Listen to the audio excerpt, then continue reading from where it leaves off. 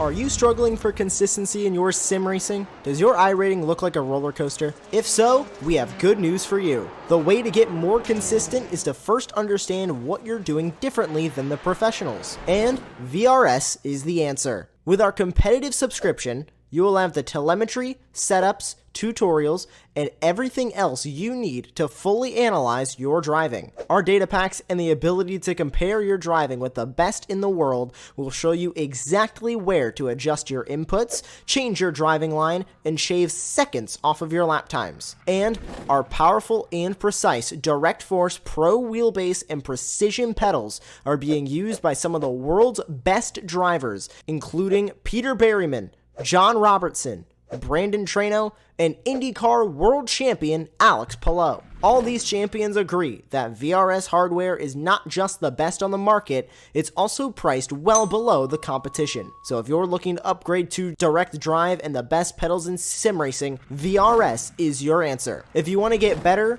get faster, and make it happen sooner rather than later, you owe it to yourself to find out why so many people are switching to VRS. You'll be so glad that you did. Visit www.virtualracingschool.com and learn why the best use VRS.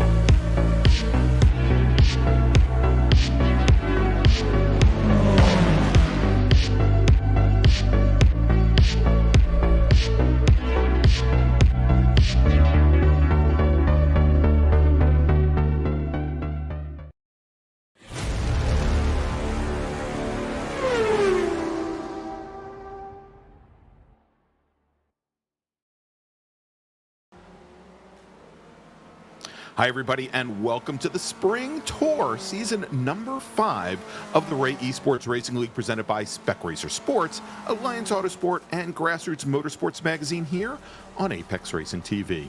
Over the course of our 9-week season and then the winner-take-all runoffs, we hope to bring you some of the best racing action around in 3 different classes well known to club racers here in the United States: Spec Miata, Spec Racer Ford, and the RE2 Formula cars.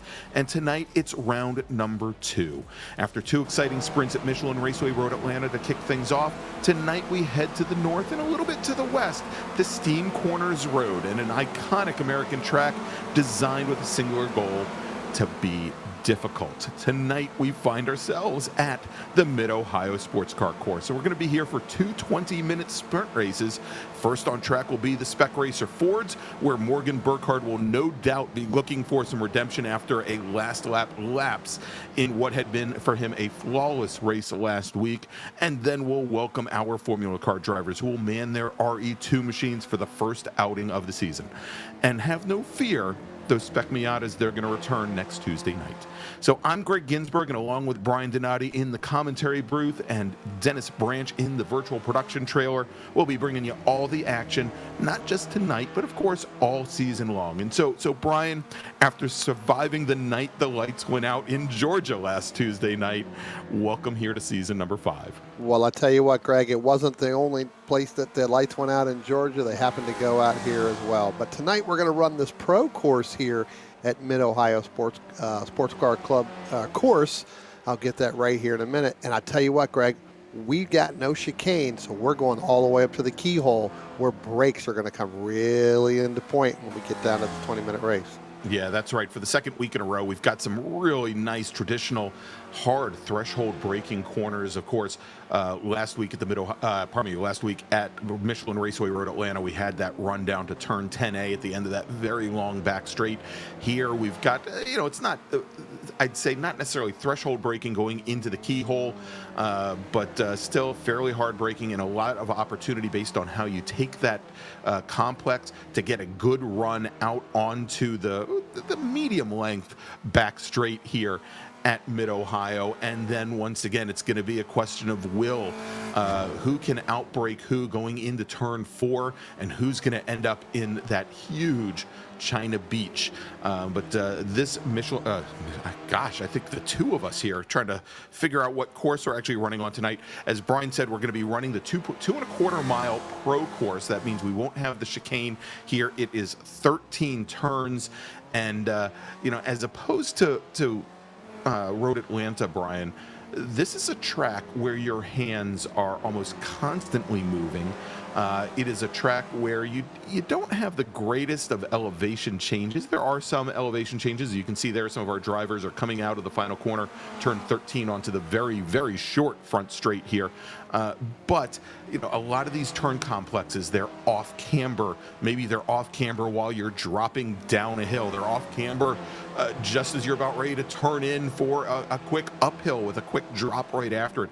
It really makes car placement key around here.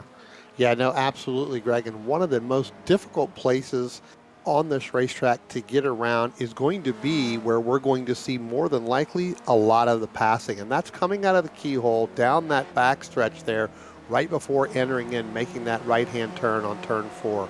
It is a little bit of a downhill, but that's where you're going to see people are going to outbrake to see who can outbrake each other and get that pass and get back on the throttle as quick as possible.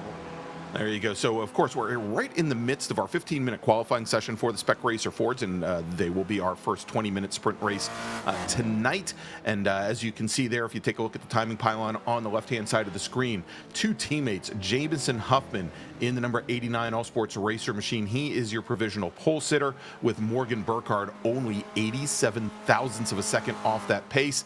And then we've got Stephen Beardsley, who put in a good showing last week at Michelin Raceway. He is currently your third fastest driver, only 2/10 off that provisional pole. And so I think this is a good opportunity, Brian, to very quickly look back to last week in Spec Racer Ford. I mentioned that Burkhardt might be looking for a little bit of redemption. It was a very well raced race that we had Huffman on the pole. We had Burkhardt, we had Caleb Patry, who was our Season 4 champion in Spec Racer Ford. We had Grant Vogel there as well. And just a little bit further back, we had John Vogel, who started in 7th. By the time the first lap ended at Michelin Raceway, Huffman had fallen back into 4th place, with Burkhardt and Patry taking the point, and with Vogel there as well. And John Vogel, who I said started 7th, he finished 3rd in the championship last year. As the very first lap ended, he ended up getting this huge tank slapper on the front straight, impacted the wall, and pretty much impacted the rest of his race. But we continued to watch the trio of Burkhardt, of Patry, and of Grant Vogel.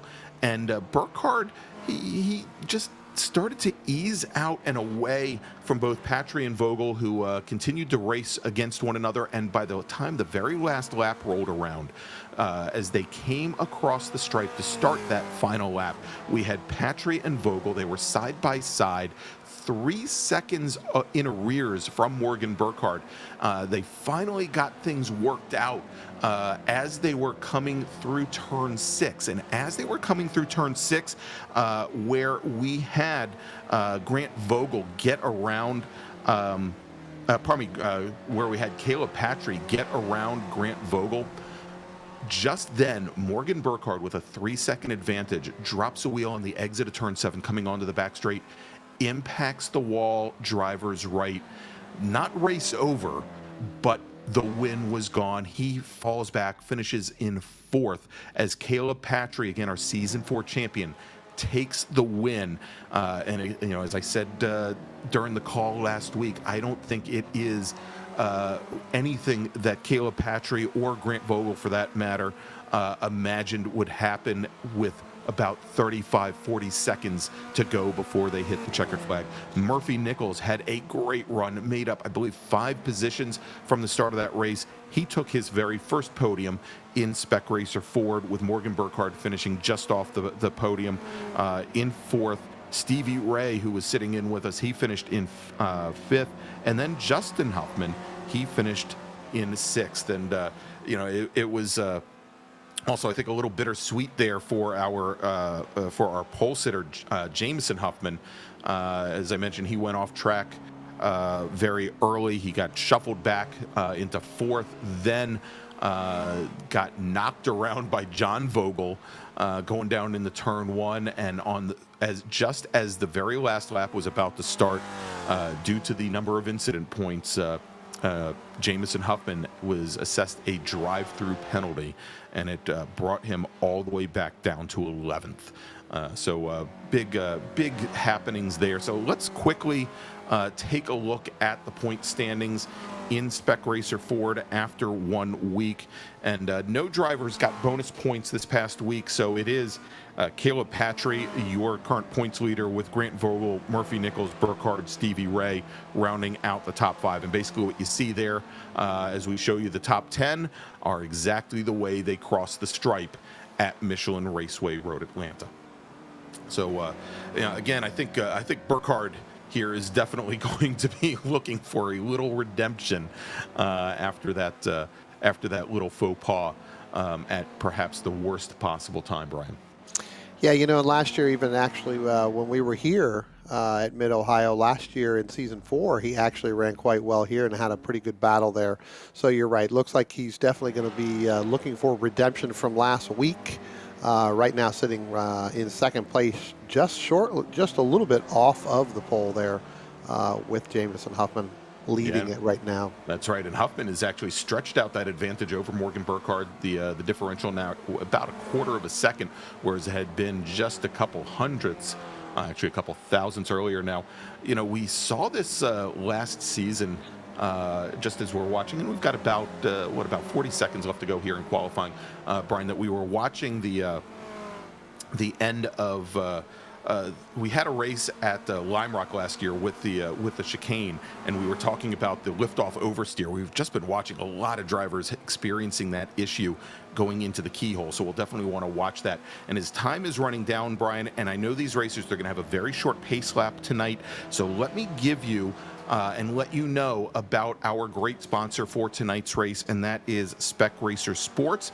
And for Season 5, we'd like to welcome them back. This is their second season with us. Spec Racer Sports' mission is to help fuel and support your addiction to road racing, and they feel that the way to accomplish this is by providing exceptional customer support, the parts and services you need when you need them, at a fair and competitive price. And Spec Racer Sports currently stables Spec Racer Fords and offers rental cars that are exceptionally prepared, and they are located trackside at Motorsports Ranch Houston. If you want to get a hold of them, they've got access to the track for rentals and for test drives that can very easily be arranged with them. In addition to new car sales, storage, and support, they offer a complement of technical services such as chassis dyno work, driver coaching, and fabrication, all at competitive rates. To find out more about Spec Racer Sports and their services, head on over to specracersports.com.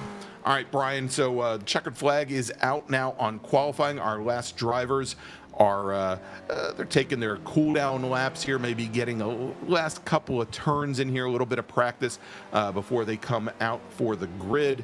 As we're watching Josh Justice there, the number 399 machine, as he's going to bring that car back to the pits. And in just a moment, we'll have the starting grid for tonight's Spec Racer Ford race. And as best I can tell, we've got I think almost 25 cars here, so a good field here tonight. So it looks like we've got drivers doing their best job here to pick up all those cones. Well, no, they're picking them up. We just may have a delay putting them back. Yeah, exactly. Yeah, the corner workers here at Mid-Ohio, they'll have a little bit of extra running, I guess, to do here. All right, so here we go. As we get ready, Brian, we should have that starting grid coming out in just a brief moment. But, I think much like we saw at Michelin Raceway, it's going to be a very tight race. What you'll have to watch for is that very first lap as drivers are trying to deal with their cold tires and whether or not they can keep the car underneath them. And what we'll want to watch is as our drivers come down that long back straight for the first time, heading down, under braking into turn 4, do you protect the inside or do you try and outbrake somebody and go very deep, get around them going around the outside of turn 4, which sets you up in position to go through madness turn 5. So let's run down the starting grid. Brian, I'll take the Spec Racer Fords if you want to take the RE2's next race. Sure. Alrighty, so starting off on the pole tonight in the All Sports Racing number 89 machine with a fast time of 1:32.595, Jameson Huffman actually stretched that advantage out over his teammate Morgan Burkhardt to over 0.3 of a second. Burkhardt will start on the outside of row number 1. The Rainier Beer Racing team, say that 25 times real fast, Stephen Beardsley will start on the inside of row number 2 with Caleb Patry, last season's champion in Spec Racer Ford, going to start 4th. John Vogel will start 5th, looking for a little redemption after last week's outing at Michelin Raceway Road Atlanta. Greg Mack will start right next to him on the outside of row number 3. Grant Vogel, who finished 2nd last week in Spec Racer Ford, he's going to start 7th tonight with Justin Huffman, father of Jameson, starting in 8th. Jordy Fike will start 9th with Josh Justice starting in 10th. Charles Vaccaro will start 11th tonight with Brian Schmaltz starting on the outside of row number 6. Bruce Lukens will start lucky 13 with Deacon Grinfield starting right next to him in 14th. Andrew Wozencroft will start 15th with Brian Casey starting 16th. Then we've got John Casey and John Wilson making up row number 9, and I'm a little surprised here, but Wayne Buttermore and Joaquin Effinger making up row number 10. They're separated out a little bit from their racing buddy Andrew Wozencroft, but as we always say, if you've got Wayne Buttermore, you got Joaquin Effinger typically right beside him. Gary Blenaric, who is a former Formula V racer and a Mazda MX-5 Spec Miata racer, will start 21st. J.G. Pasterjack from Grassroots Motorsports will start 22nd. Joe Camilleri will start 23rd. Then Mark Sherman and Sandy Satullo, a real-life Spec Racer Ford, not only racer but winner, will start at the tail end of the field. And here we go. Green flag is in the air. It's Huffman to the inside, driver's left, Burkhardt to the outside. And look at that, the number 4 of John Vogel trying to make a run up the inside. And Huffman goes and covers, but in trying to do so, we've got now Caleb Patry and Morgan Burkhardt who've gotten around Huffman. Burkhardt has the point, Patry right behind him, and it looks like that number 4 machine, he got shuffled back a little bit. As a matter of fact, Dad Grant Vogel, I think, got by him, or probably son Grant Vogel got by John here as they're going down the back straight. And here we go, Brian, we're going to take a look. We're going to see if Burkhardt, if he sticks the car to the inside or if he's going to try and hold cars off to the outside. He's going to take that traditional line, hard under braking, but right back behind them, it looks like Vogel and Greg Mack side by side. Vogel in the 47, Mack going off into the grass at the top of Madness, turn number 5, and then we've got another car off, and I think that's Brian Casey in the 25 machine that went off as well, Brian. Yeah, a lot of guys having trouble getting down through turn 4. Still got some more spins going on back. Ooh. One of the guys that we talked about early on was John Vogel. He's dropped all the way back, Greg. He is now back in the 15th position. It looks like he may have had either a computer issue or that a steering wheel glitch, because he just got down that backstretch and just kind of stopped right there, pulled off to the driver's right to get out of everybody's way, but now seems to be back up underway.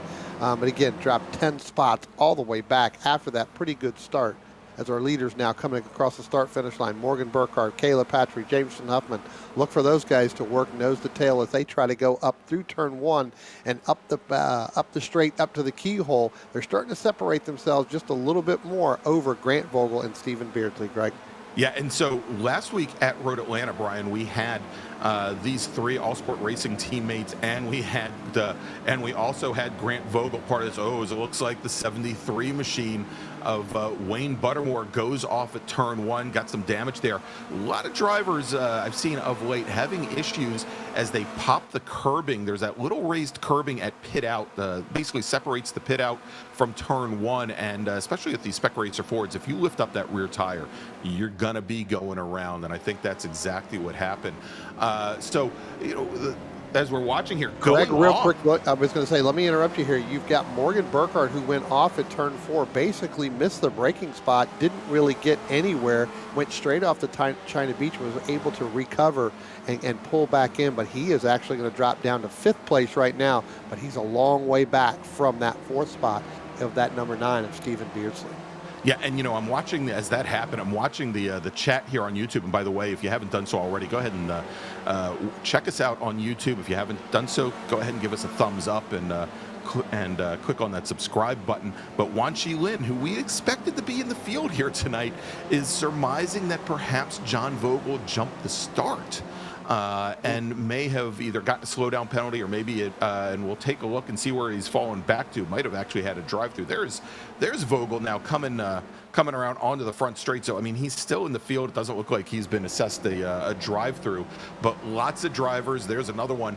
That's Joe Camilleri in the 06 machine having some issues over at the carousel, that last complex before you get onto the start-finish straight here at Mid-Ohio. But, you know, oh, Morgan Burkhardt going off again. This is at the keyhole, Brian, and ending up in the gravel trap. So Burkhardt, let's take a look. We've got the replay coming up here as he comes out of turn 1, and you can see he's trying to make up ground, get back to that those top 4 drivers, get back up to the back of Beardsley, and he just goes deep, and the rear end steps out on him. And Brian, didn't we say this leading into tonight's start that you know, that drivers are going to have to watch those cold tires, and you know, and we saw a lot of drivers their cars going around at the keyhole during qualifying. Yeah, Greg, a little bit of a difference. Some of these guys are used to racing with that chicane, so they're able to slow that car down. That keyhole can be very tricky from time to time. If you overdrive the insert into that corner, that car is going to get light in the middle of that corner. You're going to try to get back on the throttle too quickly, and that's what's going to spin that car around. Yeah, it really, as we led into the broadcast, we talked about some of the corners here. You know, at the keyhole in particular, it's kind of hard, depending on the camera angle, you cannot necessarily see it, but it drops down. It's got quite a bit of elevation change, and if you get caught too far to the outside, and it's very common, turn in late there, try and square off the exit, but you know, the track becomes off camber and you're dropping downhill, and it makes it very difficult to keep the rear end underneath you right there as it kind of drops off. If you get into the curbing there at the apex curbing, you know, there's a little bit of camber there to kind of suck you through, but if you're stuck to the outside, it becomes so difficult. As we've got our top drivers, Patry, Huffman, Grant Vogel here in the white number 47, making their way down towards turn number 4. And, you know, again, this is the move. As Huffman goes late on the brakes, Vogel goes late on the brakes. If they can carry speed up the hill into turn 5, it's possible to make a pass there, but it looks like Patry's having none of it as they come down out of madness, go through turn number 6, but still side by side, Caleb Patry and Jameson Huffman. Patry now finally getting things done as they go through turn 9, up the crest of the hill, down and into Thunder Valley. I'll tell you what, Greg, the guy that is really liking this is that 47 of Grant Vogel, as you were just talking about, still hanging right there with Huffman and Patry. They're going to end up using up their tires and using up these equipments trying to stay up front by going that too wide there. That's not a spot on the racetrack you want to do that. That's going to open up, and then that's going to end up bringing Beardsley, and now even looking in the 5th place at 399 of Joshua Justice. He's going to move up even quickly too as they start to go side by side. That's right. And so Justice, who had a pretty good qualifying, had a number of offs during qualifying, but was able to set a fast lap when he needed to. Currently sitting in somewhat of no man's land there in 5th, but a great battle right behind as we've got Lukens, Bruce Lukens in the green and blue number 38. We've got Justin Huffman in that orange, black, and yellow number 223. We've got Jordy Fike and we've got Morgan Burkhardt, and they were 2x2 as they came through the carousel. They've now gotten in line where they need it, but let's see what happens as Lukens is going to be under attack here, I think, from Jordy Fike, and we'll see if Fike decides to move to the inside. He can't move to the outside because he's got Morgan Burkhardt right there. And let's take a look here as we've got the 223 machine.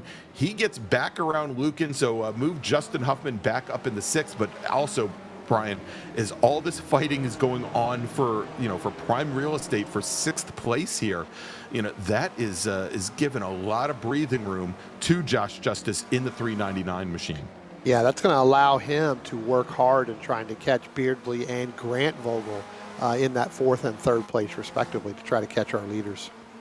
Yeah, now Justice is about 5 seconds back, and of course he doesn't have the benefit of the draft right now. Believe me, if Justin Huffman in the 223 machine, who is currently the lead car in this pack, in this battle for 6th position, if he can kind of break free and get up to the 399 machine, that would certainly help the cause. But the other thing that you'll notice here, and maybe to the luck of Josh Justice, he does have, I believe it's Wayne Buttermore, just up ahead in that green, purple, and blue machine.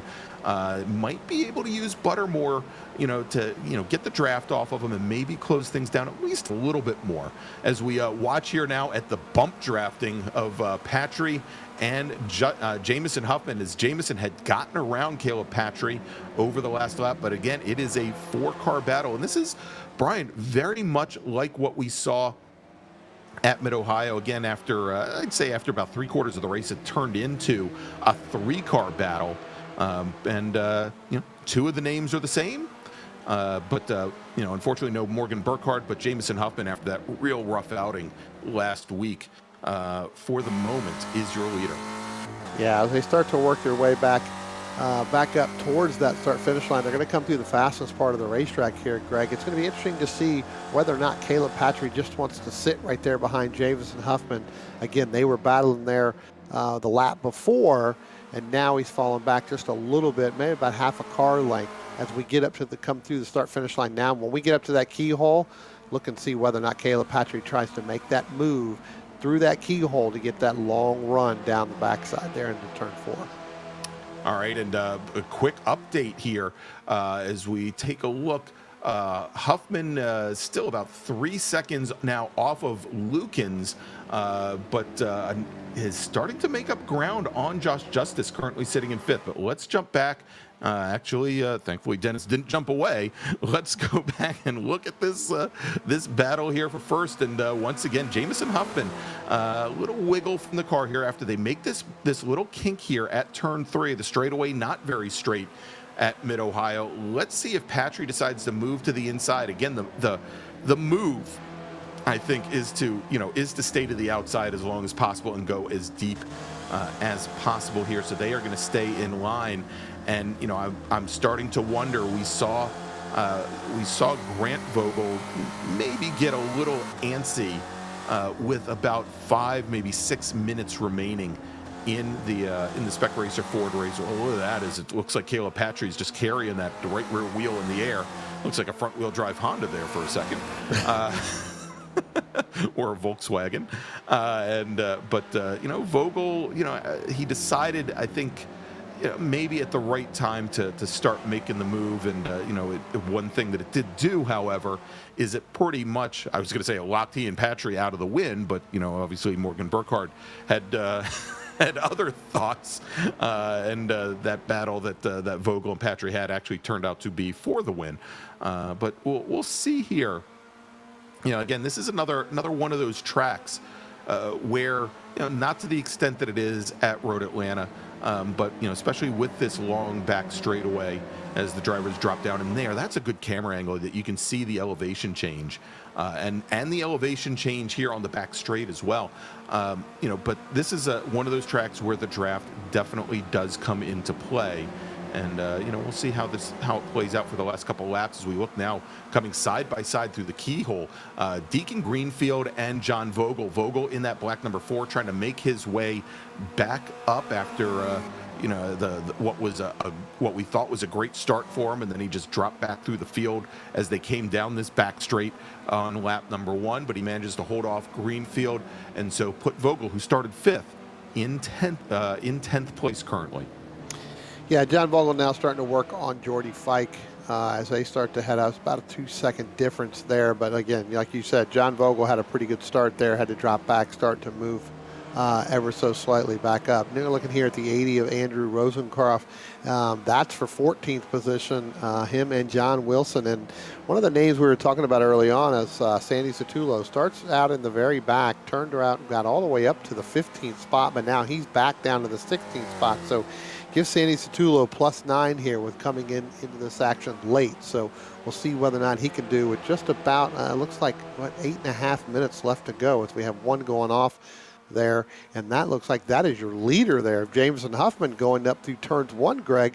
He got a little sideways, got that right side of that car all up in the grass, and now your new leader, Grant Vogel, he goes a little bit too wide. There you go, as Vogel went so deep down into the keyhole, and you could see there where he was still about 3/4 of the way through, still trying to get the car woed down. Rear end steps out on him, and so not only did he have perhaps the shortest lead of anybody here tonight, but as that rear end started to come around, he just really just threaded the needle, and I don't know how he did not take out Stephen Beardsley, but Beardsley continues on and now moved that yellow number 9 machine up into 3rd position.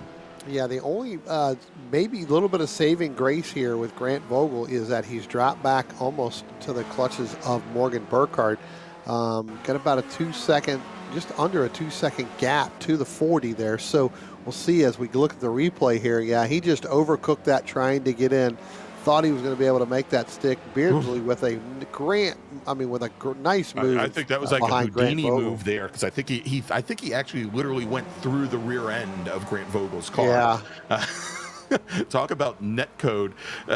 Today was a big update on the iRacing platform, and one of the things apparently they fixed was what they call netcode, which is essentially how they determine how cars from all around the world, what position where they actually are on track and whether they contact one another or not. And that time around, somehow that didn't happen. All right, so we've got Patry now side by side with Huffman going into the keyhole. Beardsley now comes down the inside, and for the second lap in a row, Brian, Jameson Huffman does not get a great run out of turn number 1, and so Patry takes over the lead. And now, for the first time today, Stephen Beardsley moves up into the silver medal position, and he's going to try and make a run on Patry down the outside, go late, go deep on the brakes, and if he can carry the speed here and maybe push the 198 car out a little bit, he could take over the lead. But no, an over-under, and Patry gets back on by Beardsley. And Beardsley, I thought, Brian, he had it set up correctly and just carried too much speed over the hill. Yeah, just a little bit too much. We talked about this early on. These cars are going to start getting lighter and lighter here as the fuel burns off, the tires burn off. Looks like we got one car, and that is actually John Wilson in that 82 machine. Looks like he has gone off. But our overall leader there with Caleb Patry, Beardsley, and Huffman. Beardsley, I don't think is going to go away. I think he knows what the mistake he made. Now he just needs to be nice and easy the next time by there, and he should definitely catch back up to Caleb Patry. But it's almost a 2-on-1 situation there with the Huffman and Patry as teammates over Stephen Beardsley. All right, here his time is now counting down. Well, it's been counting down since the green flag flew out. But we have now just 4 minutes remaining here at the Mid-Ohio Sports Car Course at about 1.5 minutes per lap.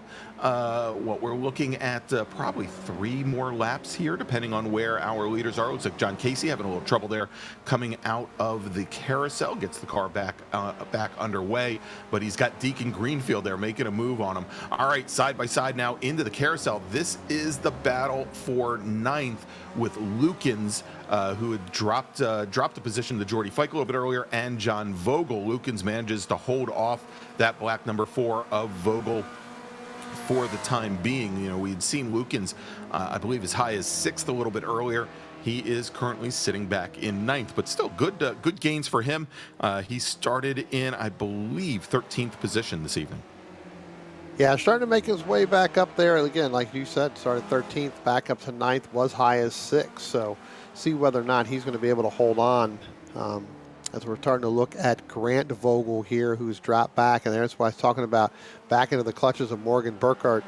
Now give that 4th position right now to Morgan Burkhardt.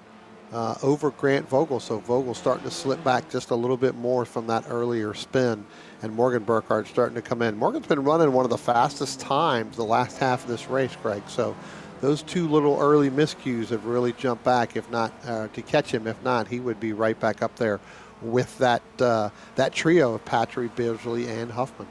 Yeah, ooh, and Burkhardt drops a wheel, looks like, going into turn number 1, doesn't upset the car enough.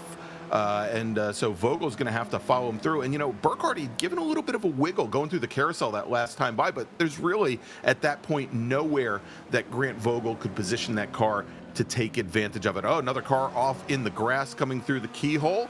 I think that was Wayne Buttermore. Yes, it was. Buttermore off at the keyhole, gets that car back underway. Buttermore currently sitting back in 24th position. But let's jump back to the lead. And you said it, Brian. As Stephen Beardsley, you thought he was going to be able to draft back up to Caleb Patry. He is right there as the clock is counting down. We have just about a minute and 45 seconds remaining on the clock.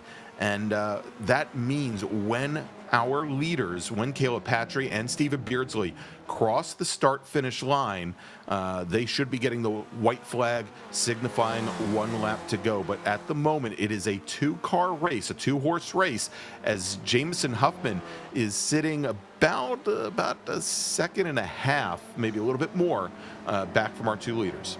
Yeah, going to be hard for Huffman to catch up to this Patry Beardsley unless they start to go side by side, Greg. Then that's going to throw Jameson Huffman into that draft with that, because again, when you get side by side, it's almost like a parachute as they start to come up through turns 1 here. Caleb Patry opening up by about 2.5 car lengths now over Stephen Beardsley. Beardsley not going away as they come up through the keyhole. Last time by, it was Caleb Patry that got through the keyhole a little bit better, but now Beardsley tries to outbrake Patry into the center of the corner of that keyhole as they start to pull up. This is where Caleb Patry's been the strongest, Greg, as they come down this long stretch down into turn 4. Yeah, and so Beardsley, he took a little bit more shallow entry than Patry did and was able to close up ground. And now with the draft, he's able to get up alongside of Caleb Patry. And so again, who's going to break the... Oh, and there's contact between Beardsley and Patry, and Beardsley goes around. He's going to have to get that car moving once again, but now going up in the second, it's Jameson Huffman. It's Patry, your leader. Then it is Huffman, then Beardsley, and now Morgan Burkhardt. He gets into contact with Beardsley. This is now the battle for the last step on the podium. They are side by side as they come down through 6, and Burkhardt now gets around the yellow number 9 car and takes over 3rd position as we jump back to the lead, Brian. And there is Caleb Patry. He's got an advantage of almost 1 3/4 seconds over his teammate Jameson Huffman as he comes into the carousel. Only 2 more corners remain, and now as he sets up for turn 13, he's going to come on to that very short start-finish straight. Your winner in race number 1 tonight, Caleb Patry. Jameson Huffman will finish in 3rd, and now coming around turn 13, taking the last step on the podium after a couple very unfortunate offs, Morgan Burkhardt with a great recovery drive. He's going to finish in 3rd, and Stephen Beardsley in the number 9 car. He will finish 4th. Grant Vogel finishes in 5th. Josh Dushtis 6th. Justin Huffman will finish in 7th. John Vogel will finish in 8th. Jordy Fike and Greg Mack round out the top 10. So, you know, Brian, we're seeing that a lot lately. With a little bit of contact there, I think those drivers probably could have found a way to, you know, make it into turn 4 without the RG bargy, as they'll say. But you know, Patry was able to keep that car, keep the wheels underneath him, and keep the car rolling. And unfortunately, Stephen Beardsley was not. All right, so tell you what, why don't we bring in? We've got him sitting in the green room. We'll bring in Jameson Huffman, finishing 2nd tonight in Spec Racer Ford, and then we'll bring in our winner. About the school. Jameson Huffman, congratulations finishing 2nd here. It was a great battle between you and Caleb pretty much the entire race. Talk about that race and talk about where Caleb was able to get you just a little bit more early on in order to set himself up into that 1st position. Yeah, I think we had relatively even pace. I think he was able to push a little bit more when we really got to the limit of fighting each other. But at one point, I was just kind of getting tired of following and wanted to take the lead, see how it was out there. And then after they got back by me, I think I just took it too easy, didn't push enough, lost draft, and then realized I lost it and decided that I had to push, but it was just a little bit late. Well, again, I tell you what, congratulations finishing second here in this Spec Racer Ford at Mid-Ohio Sports Car Course. Who do you want to thank tonight? I'd like to thank my parents for letting me do this and also getting me a car to do the Summit School that's happening in about 2 weeks. And you guys for putting this on, my teammates for helping me all the way through this. Well, I tell you what, again, congratulations. And yes, we are looking forward to seeing you up at Summit Point for the driver school. I've already taken a look at your car, and if it doesn't work out for you, I've got a good helmet and a nice suit. I'm ready to get into that car. But anyway, congratulations, Greg. I'll send it over to you. All right, there you go. I think you're going to need to put another seat in that car, though, Brian. All right, Jameson Huffman finishing second tonight in Spec Racer Ford. Now we're going to bring in his teammate, Caleb Patry, our Season 4 champion, taking his first win of the season. Pardon me, not his first win, his second win in a row here in Spec Racer Ford. Well, I tell you what, you are correct, Greg. He is trying to bring out the broom and create the sweep on the season. Caleb Patry, congratulations on that win. Had a tough battle early on there, not only with your teammates, but Stephen Beardsley. But it looks like you put your head down, able to take care of those tires and those brakes. Talk about that win here tonight. Yeah, well, it certainly wasn't easy. There was a group of four of us there that whole race that were nose to tail. Couldn't really get away, so I was just kind of trying to not push the car too hard, kind of save the tires a little bit. And we got pretty racy there at times, and looked like a few people may have made a few mistakes. But I guess, as always, just happy to get the win. All right. Well, again, congratulations winning here in Spec Racer Ford at Mid-Ohio Sports Car Course. Who do you want to thank tonight? Excuse me. Certainly it's Steve Ray and everybody at Ray Esports for setting this league up. Spec Racer Sports for their sponsorship, Apex Racing TV for the broadcast. I also like to thank my team, All Sports Racing and Premier Racing Setups, for their support as well. All right. Well, again, congratulations, Caleb. There you go, Greg. That's Caleb Patry, your winner here tonight at Mid-Ohio Sports Car Course. All right, there you go. Congrats to Caleb. And now, everybody, what we're going to do, we're going to take a quick little break. We're going to get set up for our second race of the night for the RE2 Formula Cars, or USF 2000 Formula Cars. But again, if you like what you saw here in race number 1, please go ahead and click on that big thumbs up. Go ahead, if you haven't done so already, subscribe to Apex Racing TV and click on that notification bell to find out about all the great virtual motorsports action that we have for you every single day of the week from all around the world. All right, so let's take that quick break. We're going to thank our sponsors and be back for race number 2. You are watching round number 2 of the Ray Esports Racing League Spring Tour, season number 5, brought to you by Grassroots Motorsports Magazine, Spec Racer Sports, and Alliance Autosport here on Apex Racing TV. We'll be right back.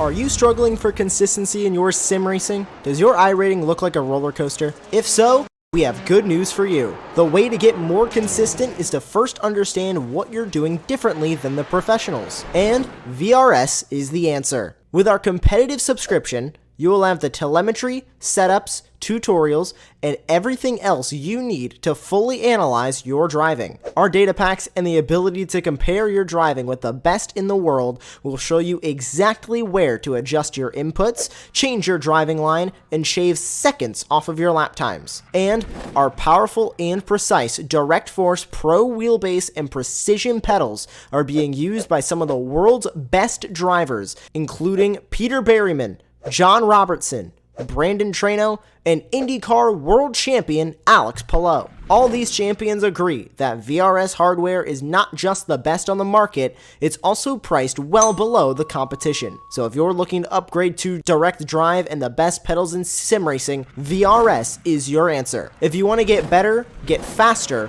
and make it happen sooner rather than later, you owe it to yourself to find out why so many people are switching to VRS. You'll be so glad that you did. Visit www.virtualracingschool.com and learn why the best use VRS.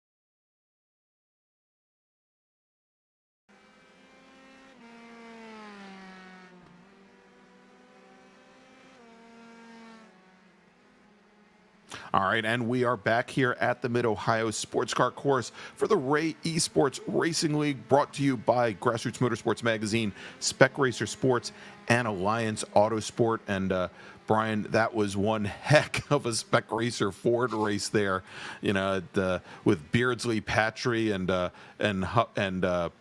I guess Burkhardt wait until the very end of the race there to get things done, and Huffman as well.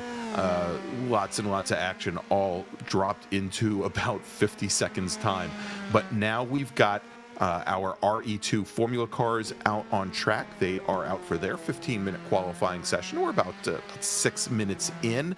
So, yeah, there we go. Flash up on the screen, let you know we've only got a couple of drivers that have set fast laps at this point. Morgan Burkhardt is your provisional pole sitter. Caleb Patry, Jameson, Huffman, and then we've got Bruce Lukens coming off of his pretty successful run in Spec Racer Fords here just a few moments ago. But the one class that we don't have running with us here this week, Brian, are the Spec Miatas, the Mazda MX-5s.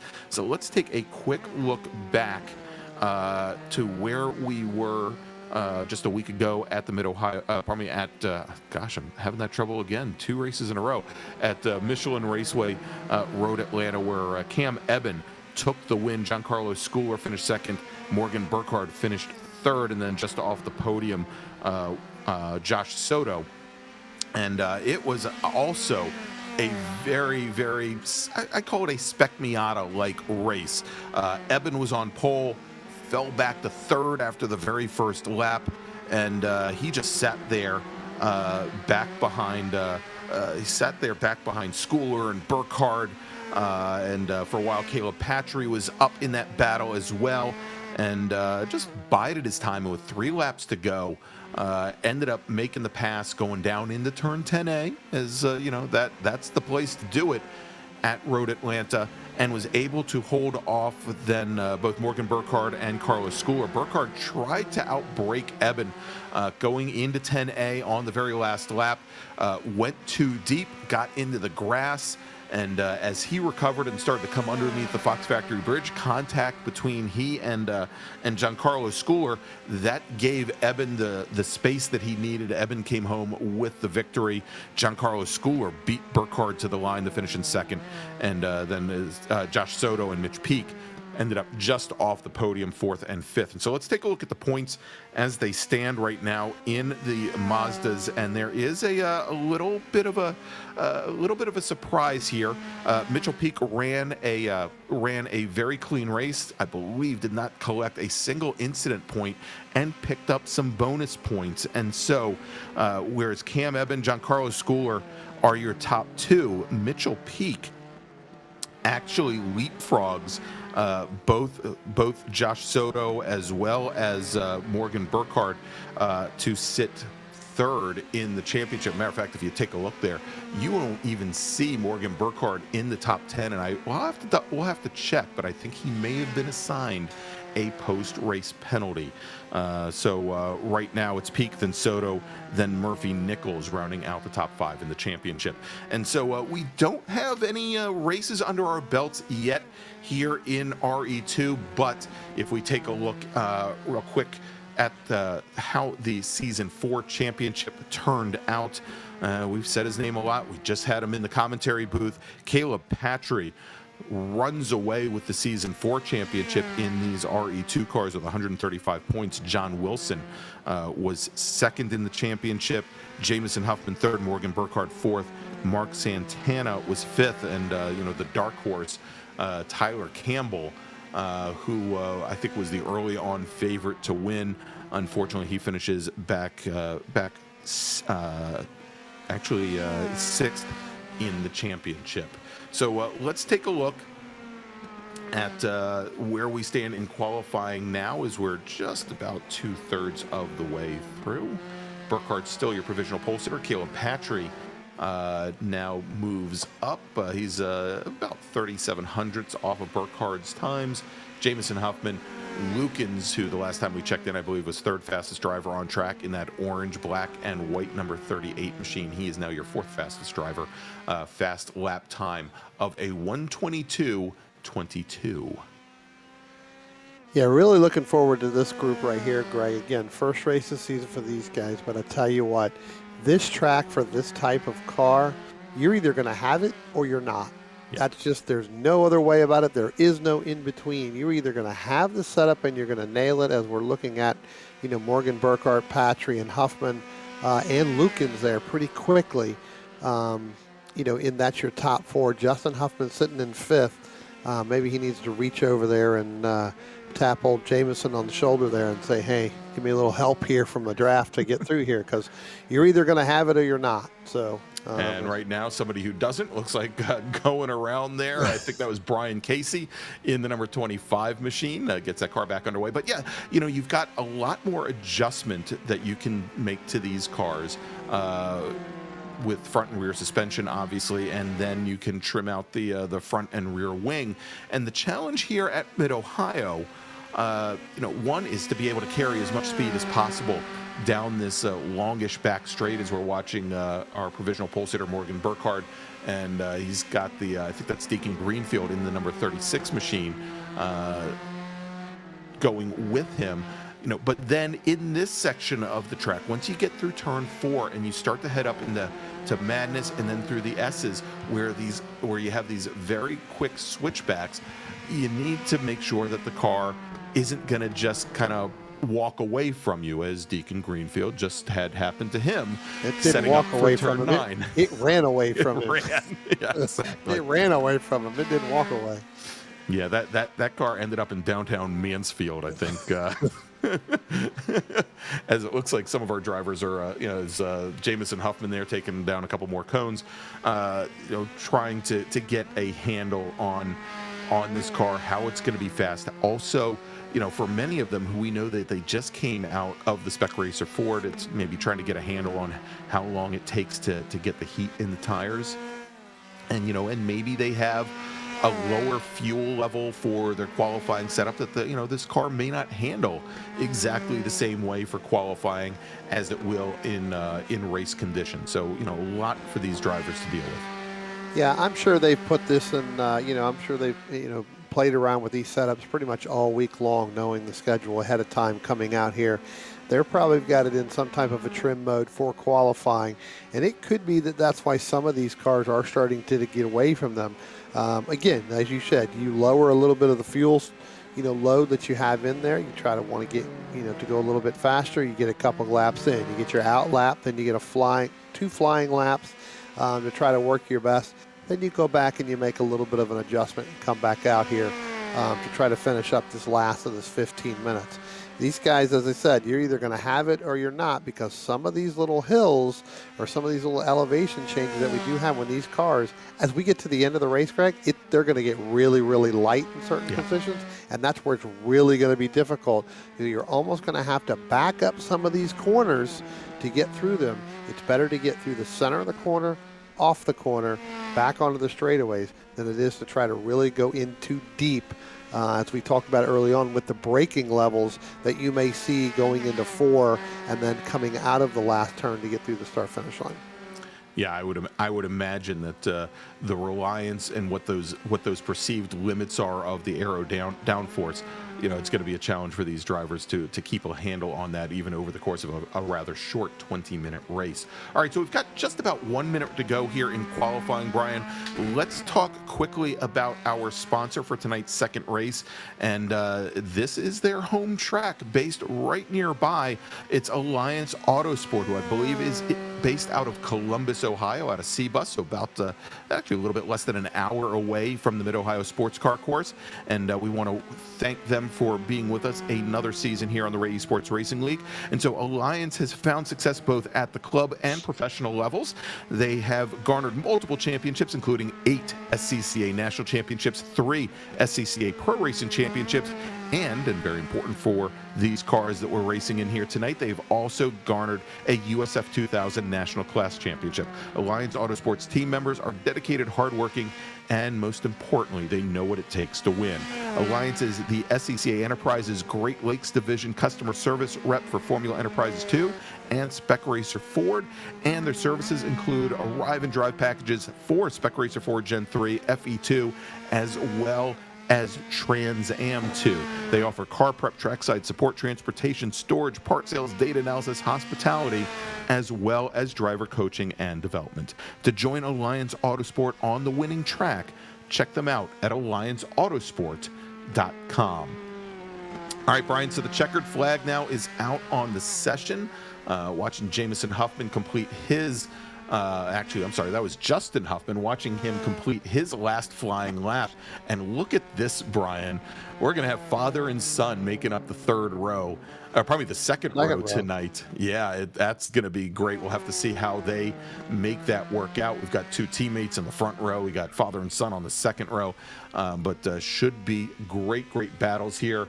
And you take a look here as Burkhardt and Patry. Could you get any closer over 2.5 miles? 37 thousandths of a second separate those two drivers as we go into our second race of the evening. You can't even blink that fast. No, I mean, you can give me, I don't know, you can give me 3 seconds. I probably couldn't blink that fast. But drivers are just finishing up their cool down laps here, and in just a moment we'll bring you the grid for tonight's second race. It's like John Vogel, one of our last stragglers here on in qualifying, and maybe he's trying to figure out the best way to jump the start for race number 2. Whatever happened to him in that Spec Racer Ford race, I'm sure he doesn't want to have that happen again. All right, Brian, we should have the starting grid coming up here in just a moment. I think we still have actually 2 drivers that have not checked out of the session, but once they do, you'll bring us tonight's starting grid for RE2 here on the Ray Esports Racing League season number 5, the Spring Tour. Well, looks like we're getting ready to get that started right now. So here we go. So again, as we were talking about on the pole there in that number 40 machine is going to be Morgan Burkhardt. Starting outside of row 1 in the 198 is going to be Caleb Patry. Starting inside row 2, just as we talked about, is you want to be the number 89. That's Jameson Huffman. Father Justin in that 223 is going to start on the outside of row 2, sitting next to each other. One of them is going to end up with a sore shoulder here at the end of this race. Starting 5th and inside of row 3 is going to be the 38 of Bruce Lukens. Starting outside row 3 is the 4 of John Vogel. Starting 7th in the 399, Joshua Justice. Starting 8th is the 80 of Andrew Rosencroft. Starting 9th is the 36 of Deacon Greenfield. Starting 10th outside row 5 is going to be the 82 of John Wilson. Starting 11th in the 09, that's Jordy Fike. Starting 12th in the number 78, that's John Casey. Starting 13th inside of row 7 is going to be the number 25 of Brian Casey. Starting 14th in the 700 is Joaquin Effinger. Starting 15th is going to be the number 18 of Mark Sherman. And starting 16th is going to be the 21 of Sandy Satullo. The following driver looks like they did not take a time in qualifying, and that is going to be the 221 of Charles Vaccaro. And starting 18th is going to be the 111 of Giancarlo Schooler. Starting 19th in the 777 is Kareem Hassan. Starting 20th is the 2 of Greg Mack. And starting 21st is the 73 of Wayne Buttermore. Yeah, and it looks like Kareem Hussein, this is his first evening with us here in the Esports Racing League. Welcome, Kareem, and good luck to you. And it looks like Giancarlo Schooler, as you mentioned, did not set a time. We'll have to see if these drivers make the grid. They have not showed up on grid as of yet. Vaccaro, Schooler, Hussein, Greg Mack, or Wayne Buttermore. So we'll give them a couple more seconds before the pace car rolls off. And once it does, and it looks like for a moment there, it looks like Jameson Huffman started to roll a little bit early, but there you go. Pace car is underway, and we'll see if those drivers join in and perhaps start this race from the pit lane. But the pace car has the field underway, and again, it's a very short pace lap here as it leads them down into the carousel. The pace car now going to peel off onto the pit lane. And with the point now, it is Morgan Burkhardt, driver the number 40 RE2, Caleb Patry to his right. And as they come onto the front straight, green flag is in the air, and jumping to an early lead is Caleb Patry. Burkhardt and then Jameson Huffman. He slides right across the nose of Bruce Lukens, who's gotten around Justin Huffman, as those two drivers now make their way over to driver's left and make the run down. But here we go, the 223 machine deep on the brakes all the way to driver's right, all the way to the inside. Can he get around Bruce Lukens as they come out onto the front straight? He really chopped things off, and he is all the way to the inside, and it looks like John Vogel, he's picked his horse. He's gotten in right behind Huffman there, but no, Lukens gets across the front of the 223 machine, so move Lukens now into 4th position as our top 3 go through 4 up across the top of Madness, and a little bit further back we can see they're right behind Deacon Greenfield in that green and blue 36 is Jordy Fike and John Wilson. Fike gets around Wilson to move Fike up into 10th, but so far so good, a clean lap. Don't want to hit with the with the announcer's curse here, Brian, but things looking good so far on lap number 1. Yeah, I tell you what, those front 3 have done pulled away. It looked like we had one car go way off driver's left there coming through there. That may have been the 223 of Justin Huffman, and sure enough it was. That allowed John Vogel and Joshua Justice in order to get around him. So again, not getting through that corner towards the end there very well. But those front 3 of Patry, Burkhardt, Huffman, they have checked out and they are gone. John Vogel's just ahead of Bruce Lukens, or Bruce Lukens ahead of John Vogel ever so slightly as they came through the start-finish line there.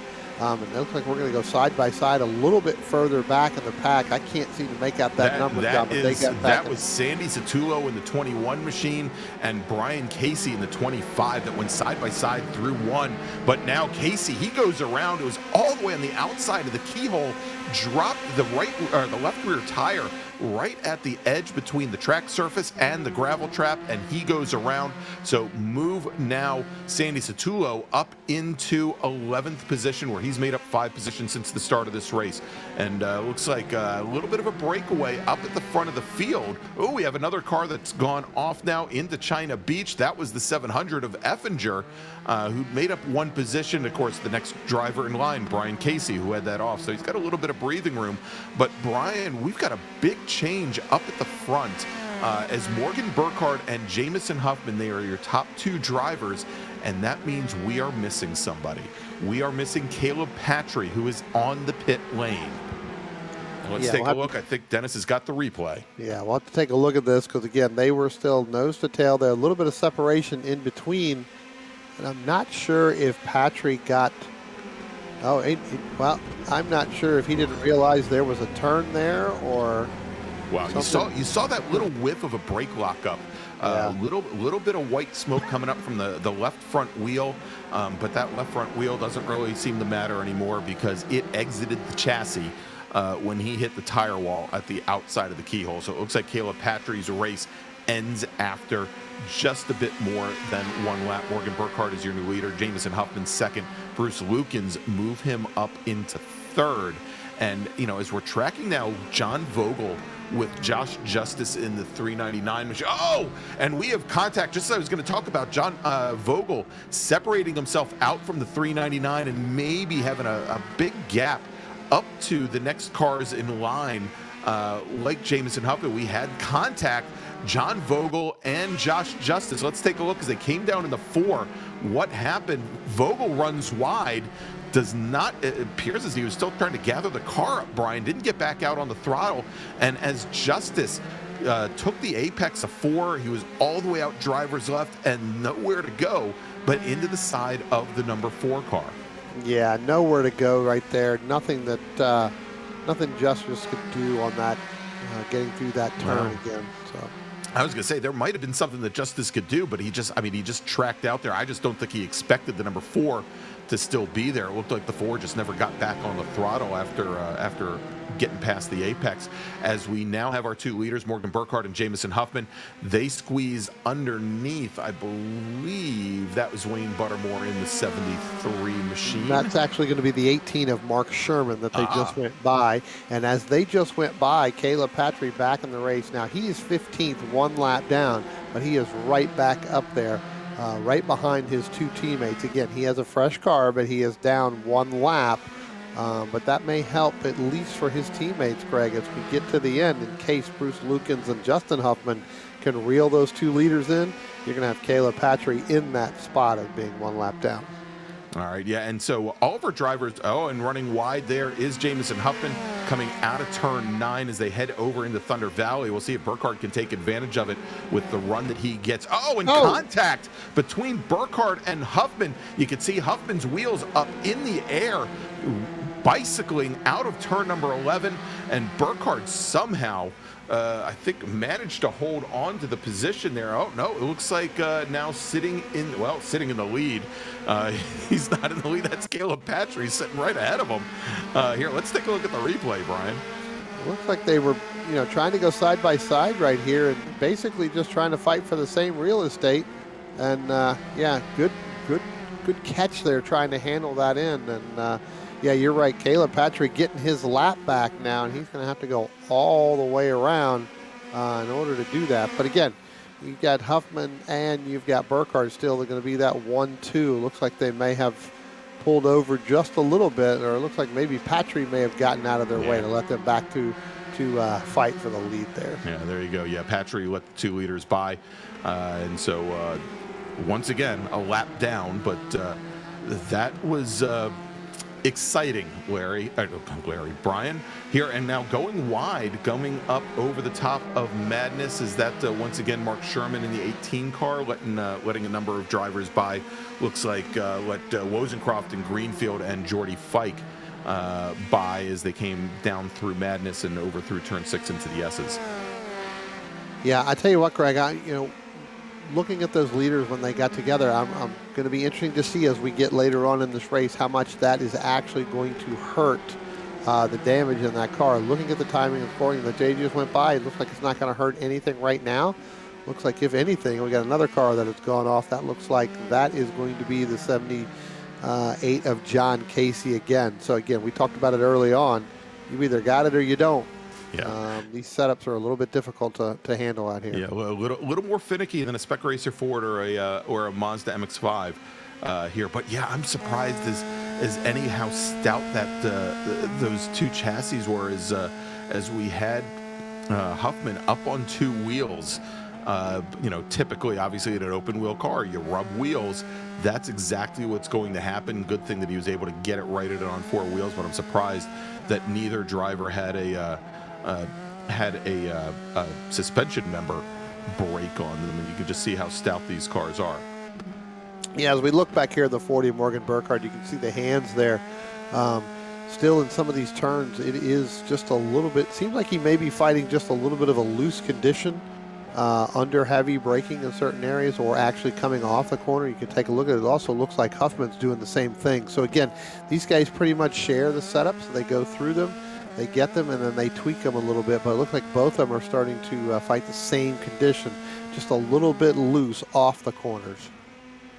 All right, but of course at the time, they've got almost a 4-second advantage over Lukens in the number 38 machine. You can see Lukens there just now coming out of turn one with Justin Huffman sitting in fourth.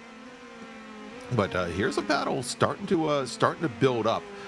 You can see there at the back of that group is John Vogel. He's got Jordy Fike just ahead of him, Deacon Greenfield and Andrew Rosencroft, all within a couple of car lengths of one another. This is the battle for fifth here. And, of course, Vogel having lost those positions as he and Justice had gotten together.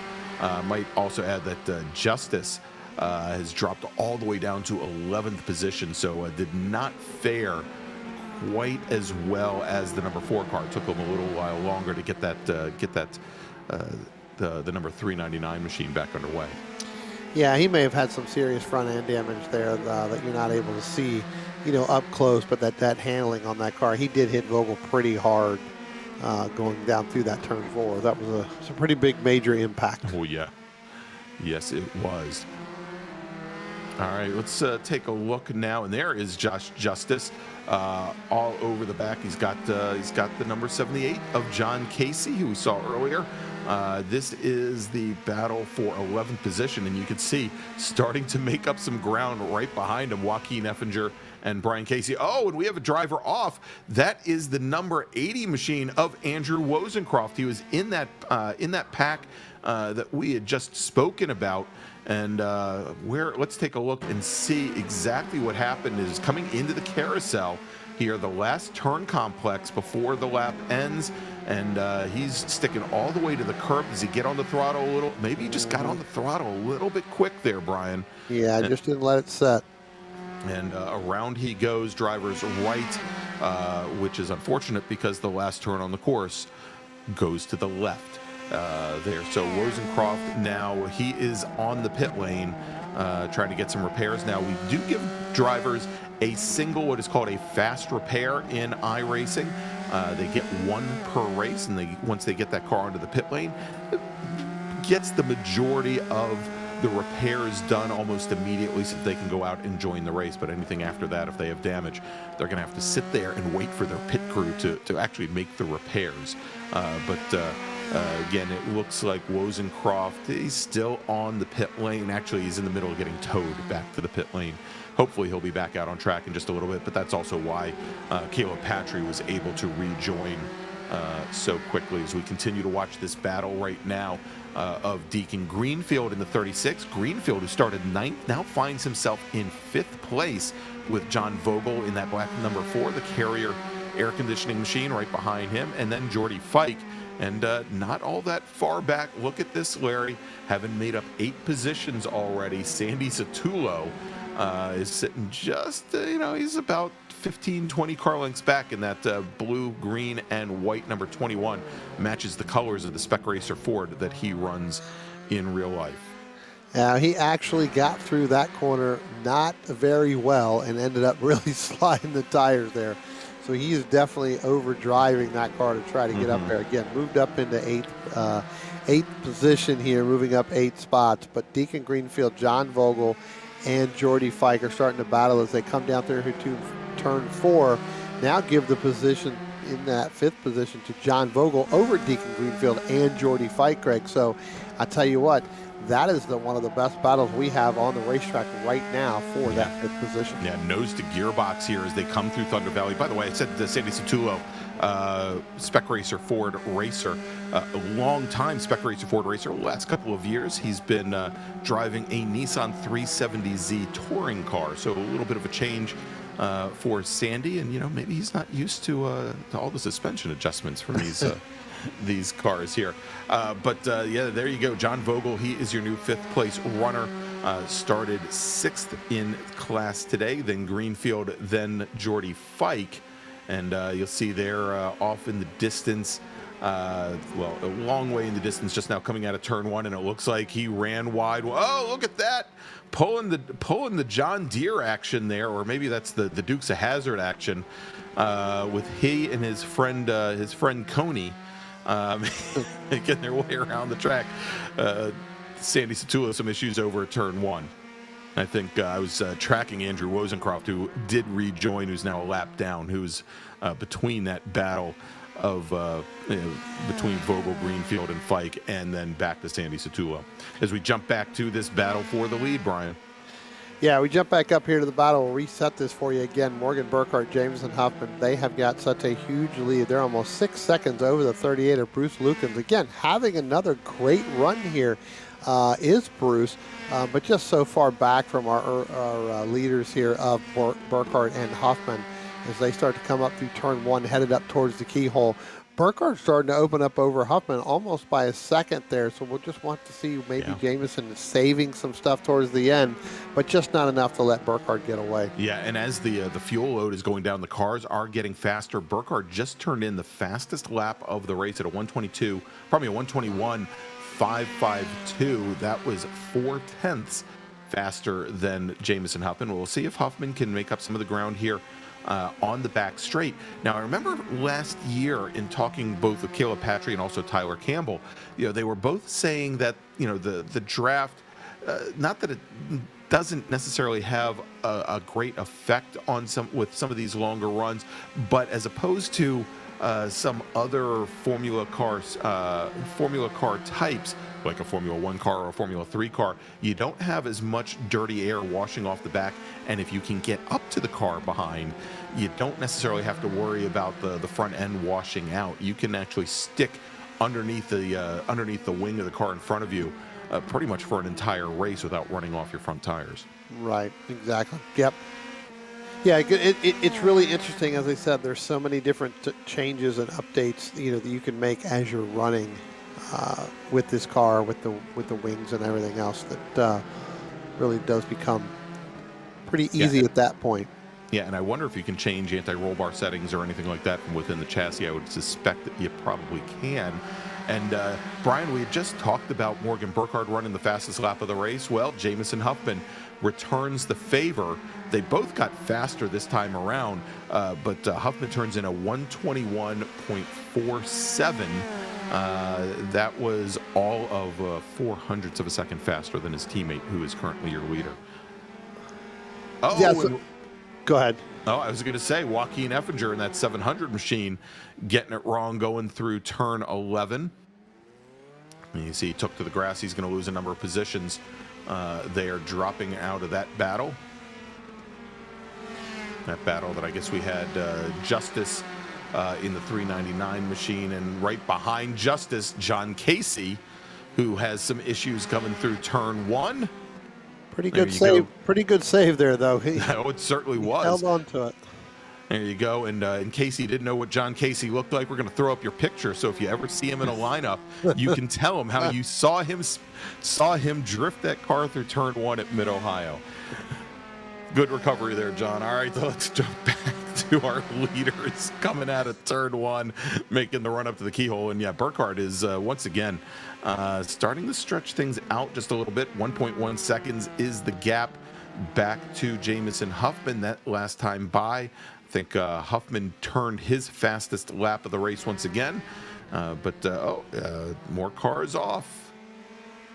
Is that Justice? Yeah, that was Justice in that 399 machine. Just not able to get through where he needed to. Had a little bit of an excursion there with that car.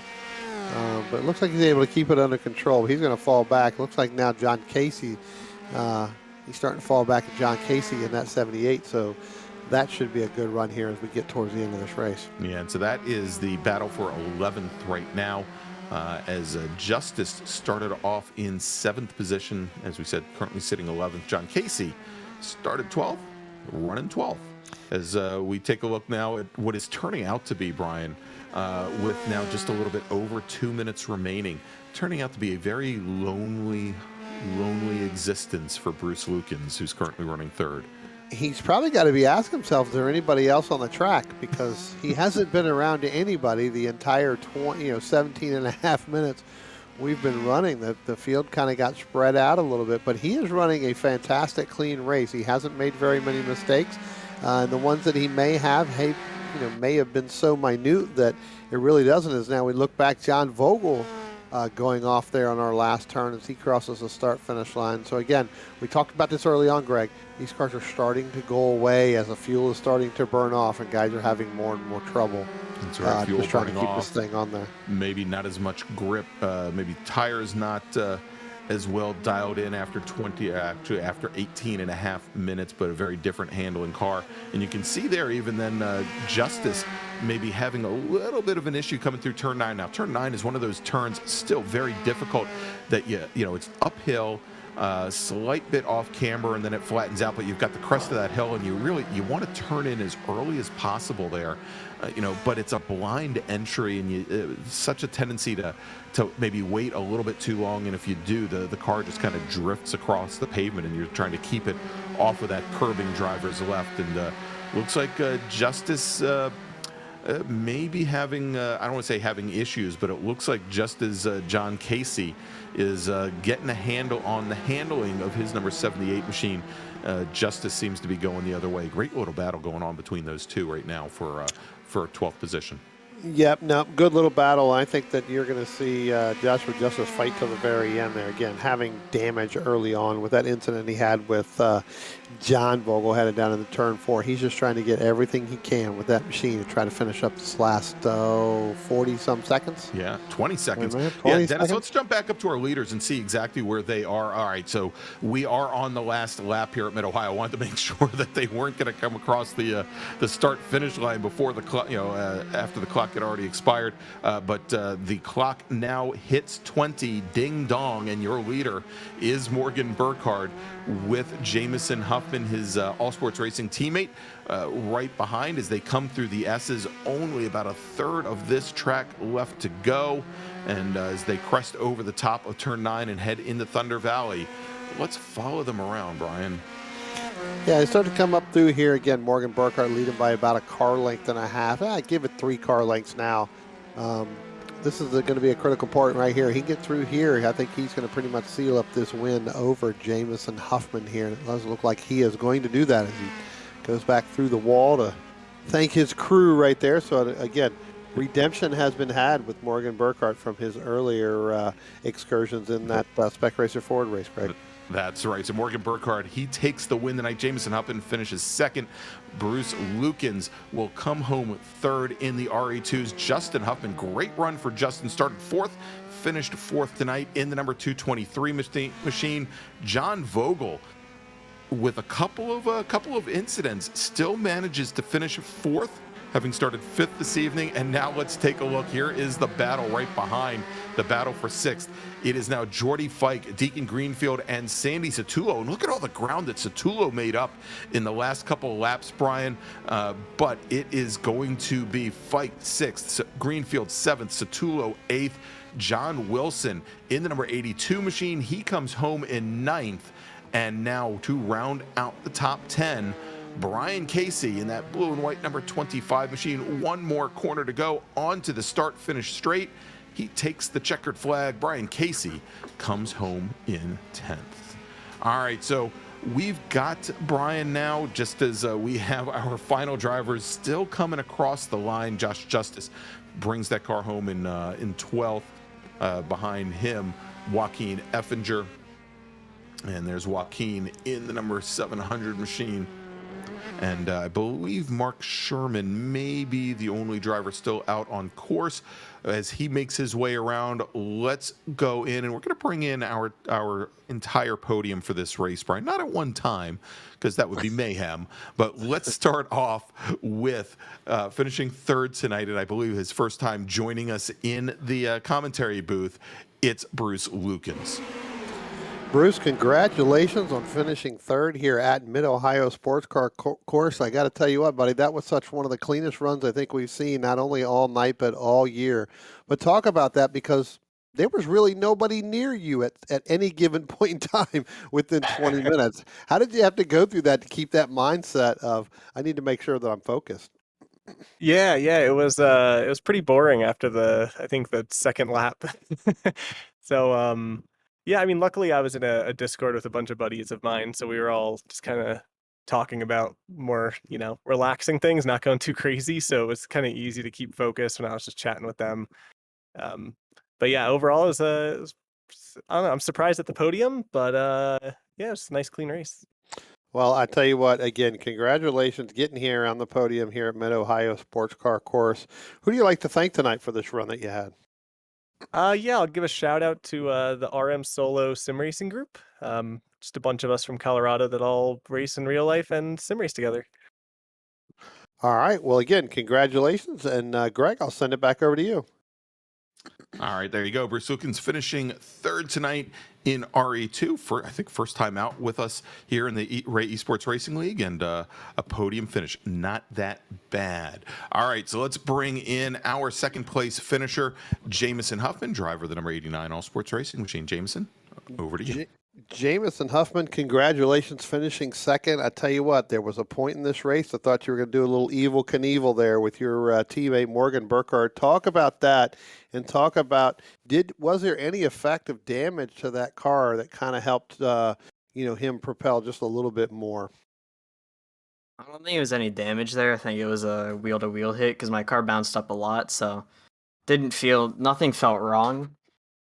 But it was a really fun race, just kind of trading laps on each other, trading mistakes, who got a wiggle win, and then who could bring up a faster lap the next lap, and eventually you started pulling away from me. Well, you were able to get that best lap of the race there over him with that 121.45 there towards the end. But again, congratulations finishing second here at Mid-Ohio Sports Car Course. Who do you like to thank tonight? I'd like to again thank my parents, my teammates, you guys for putting this up, all the admins that are helping, and Stevie for originally setting this league up. All right. Well, again, we appreciate that. Thank you very much. Again, congratulations here tonight. And Greg, with that, I'll send it over to you. All right, Brian, thanks so much. And thanks to Jameson Huffman finishing second tonight in the RE2s. So without further ado, let's bring in his teammate and the winner tonight in the RE2 class, Morgan Burkhardt.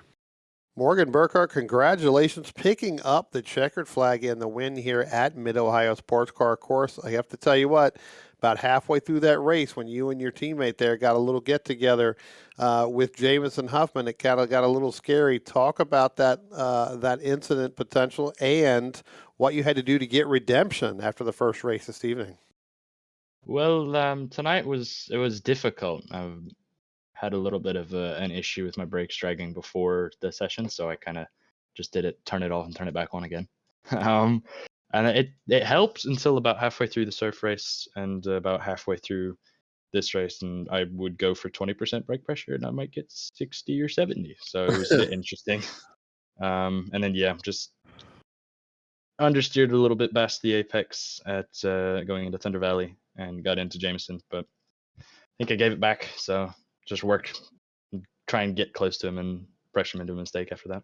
Yeah, notice that you were able to give that back there a little bit. You also had your other teammate there, Caleb Patry, who unfortunately was a lap down right there, and then he ended up getting his lap back, but then gave it back shortly thereafter that. So, again, congratulations picking up this win. Who do you like to thank tonight? definitely like to thank the rest of the team. Sad for Caleb, but it seems the outside pole sitter tonight would just lock up both front wheels just to give him from the start. So yeah, sad for Caleb. Good stuff from Jameson and the rest of the team. Just thanks for all their hard work, and my parents, of course, for supporting me and making all of this possible. And yeah, Team Watson Racing and Premier Racing setups for their constant support as well. All right. Well, there you go, ladies and gentlemen. There is your winner tonight here at Mid-Ohio Sports Car Course. That is Morgan Burkhardt in that number 40 machine. Greg, I'll send it back over to you. You know, I had some pithy little joke there about how Morgan was just getting ready for what the braking is going to be like in the Honda CRX that he's racing and he's going to be running in 2 weeks. But I forgot that 80% brake pedal only gives you 20% of the brakes with those cars. So just be aware and be ready, Morgan.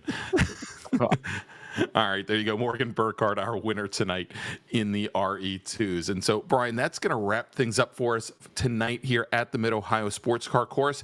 Next Tuesday night, 9 p.m. Eastern Time, we are going to be heading out to the West Coast. We're going to be heading out to California Wine Country and Sonoma Raceway, otherwise known as, Infineon Raceway or...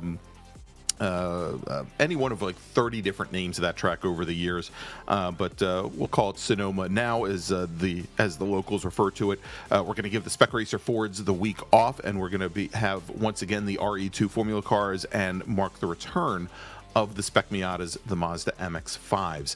And if you're around Virginia International Raceway this coming weekend, you can catch Brian and I. We're going to be announcing for the North Carolina region of the SCCA for some regional road racing, South Atlantic Road Racing Championship, as well as some time trials. So if you're there, come over and say hi. We'll be over in the North Tower the majority of the week, and it should be a good time. And so, everybody, if you haven't done so already, I'll say it once again, please go ahead and give us a thumbs up here on YouTube. Subscribe to Apex Racing TV if you haven't done so already, and click on the notification bell so you can find out about all the great motorsports. And you can also find out more about Apex Racing TV on Instagram, on Facebook, and on Twitter.